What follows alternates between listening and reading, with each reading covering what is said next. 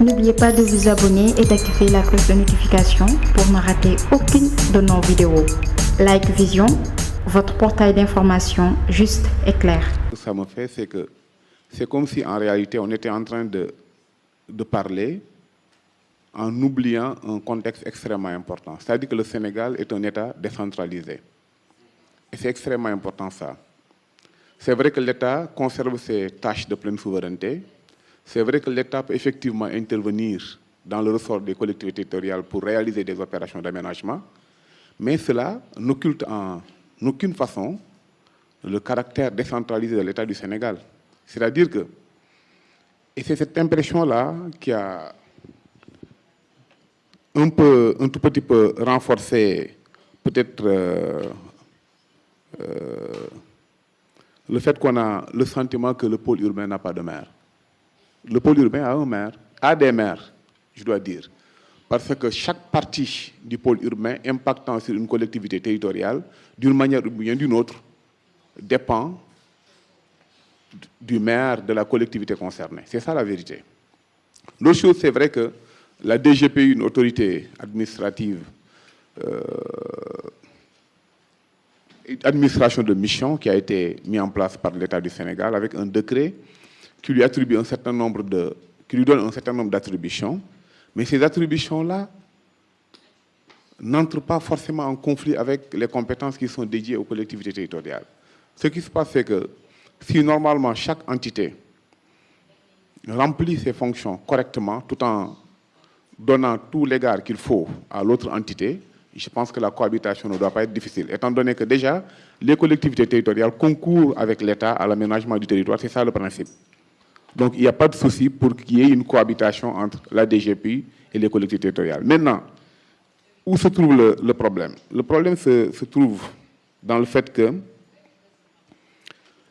M. Dien, par exemple, parle de pôle urbain, laboratoire pour la redéfinition des politiques urbaines. Un laboratoire pour la redéfinition des politiques urbaines. Mais les politiques urbaines existent. Elles sont définies dans des codes. Et ces codes-là s'appliquent aussi bien à la DGPU qu'aux collectivités territoriales.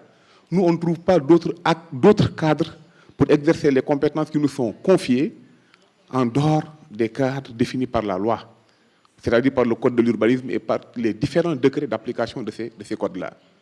Donc, non, mais permettez-moi de terminer. Excusez-moi, permettez-moi de terminer, parce que sinon vous risquez de rompre un peu le fil de mon développement. Voyez un peu. Ce qui est clair, c'est que ça marche, ça ne marche pas, tant que l'Assemblée nationale n'a pas encore pris une autre loi pour donner au Sénégal un autre code. Le code qui s'applique actuellement, c'est le code de l'urbanisme du Sénégal et ses décrets d'application. Donc nous, en tant que maires, nous ne saurons faire de la politique urbaine en dehors de ce cadre-là. Et ça, c'est extrêmement important pour qu'on le dise. Et c'est d'ailleurs la cause pour laquelle je ne suis pas d'accord avec vous si vous dites que ce sont les maires qui se sont rendus coupables de morcellement. Mais les maires ne font pas de morcellement. Les maires font des lotissements. Et ces lotissements sont des opérations d'urbanisme et d'aménagement qui sont prévues justement par ces codes. Et c'est grâce à ces opérations que les maires font l'extension de leur village, et c'est grâce à ces opérations que les maires prévoient des équipements et infrastructures pour leur communauté. Il y a également les lacs, le reprofilage des lacs, c'est très bien. Mais ce qu'il ne faut pas perdre de vue aussi, c'est qu'autour de ces lacs-là, il y avait une activité économique qui profitait à toute une communauté. Donc si vous devez reprofiler, réaménager, la fonction première de ces lacs-là doit, à mon avis, doit être sanctuarisée, sinon même conservée. Parce que c'est des activités que des gens faisaient tout autour de ces lacs-là et qui les procuraient des revenus. Et grâce à ces revenus-là, ça leur permettait d'avoir des moyens de survie. Ça également, il est important qu'on le sache. 2 secondes. 2 secondes, d'accord. Et par rapport maintenant, bon, vous l'avez dit tout à l'heure au maire de la commune de Bargny, vous lui avez expliqué que, en fait, est-ce que les autres collectivités territoriales n'ont pas le droit de réclamer également quelque chose des pôles urbains?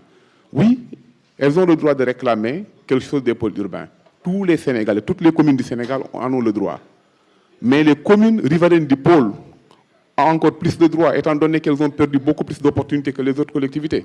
Et enfin, pour ce qui est de l'intercommunalité, ce qu'il faut comprendre, c'est que cette intercommunalité-là, c'est un décret qui ne date pas de longtemps, c'est un décret qui vient juste d'être pris par l'État du Sénégal. Et ce décret-là donne l'opportunité aux collectivités territoriales de s'entendre pour la gestion des problèmes qui leur sont communs.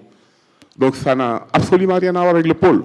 Nous vous remercions néanmoins pour le fait de nous avoir invités autour d'une table pour qu'on essaie de voir quelle opportunité tirer de ce nouveau texte réglementaire.